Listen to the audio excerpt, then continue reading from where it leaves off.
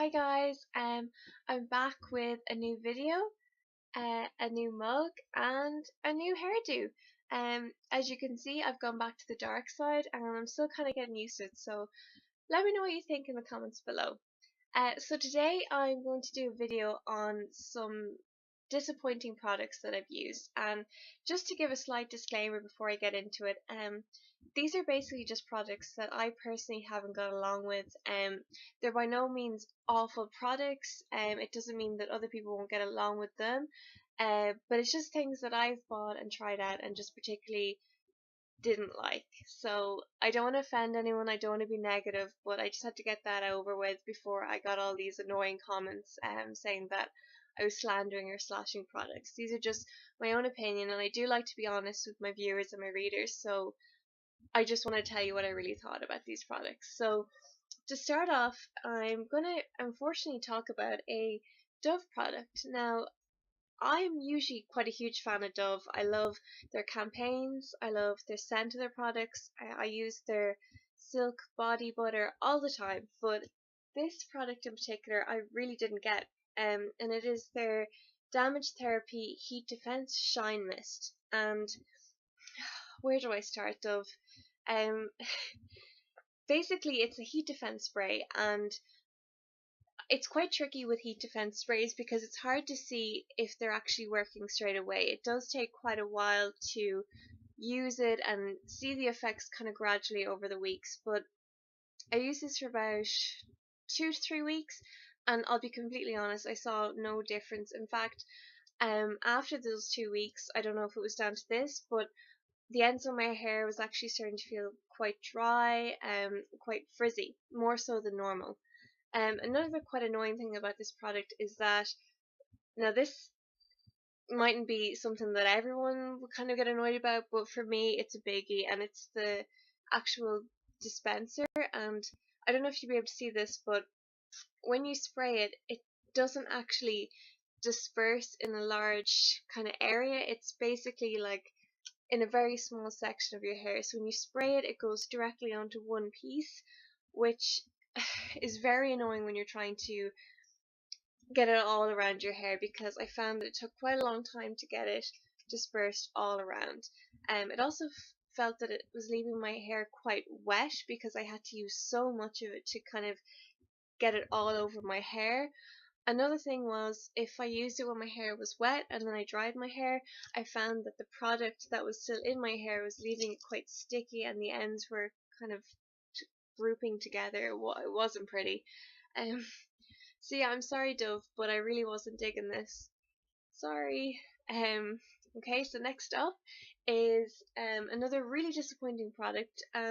That's down to the fact that I'm actually a huge fan of this new range, and it's by 17, their Stay Time range. I actually used their Stay Put concealer, and I think it's really great. It's fastly becoming one of my favorite concealers for under my eyes. But this is their Stay Time Longwear Primer.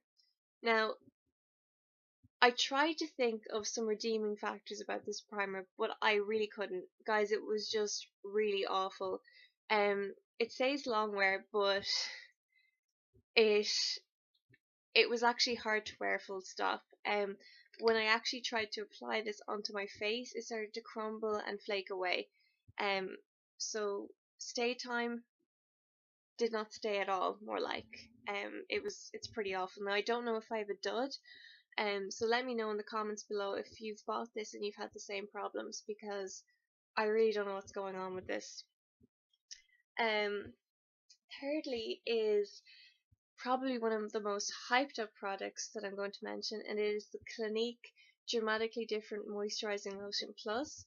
This isn't a new product. It's actually been out for a few years, but recently they kind of renewed the formula and kind of brought out all new campaigns about it. I really wanted to like this product, guys. I spent €40. I went quite far away to get this product to try it out. I came home, I was so excited about using it, and I was really looking forward to kind of bright, glowy skin. The next morning after applying this, I woke up with huge breakout on my chin. irritation on my cheeks and on my forehead. Whatever is in it just really did not agree with my skin. Now, I stopped using it for a while. I went back to it a couple of weeks later and the same thing happened again. So it's not particularly that it's a bad product, it just really did not suit my skin, which is sensitive, oily combination skin. So anyone with that kind of skin type may want to stay away from this. I think it would be perfectly fine for anyone with a normal to quite dry skin, because it is quite a heavy formula. It did leave my skin quite shiny. It just really did not agree with it. So unfortunately, I have to stop using this and maybe pass it on to someone who it will actually suit. So yeah, and then lastly, we have, I'm very sad to say this, it's a Rimmel product. Now, if you've been reading my blog for a while, or if you know me personally, you'll know that I'm a huge advocate for Rimmel.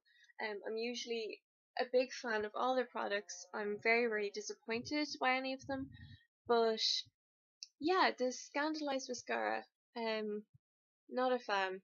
I For many reasons. Basically, for one, the actual brush is huge. It's far too big. It's really hard to kind of get into all the individual lashes without smudging. I found that I spent so much time trying to not make a mistake that I wasn't actually really applying my mascara all over my eye. Forget bottom lashes with this. You really need to lightly press down. I needed to use a whole different mascara for my bottom lashes because this was just far too big. The formula itself is very clumpy. I found that clumps were actually coming onto my lashes, and I did need to spend quite a long time actually kind of scraping the brush off the lid to stop the clumps from coming on, which was just a huge effort, to be honest. The only saving grace for this mascara was the fact that it actually stays put for a long time, which is great if it's a good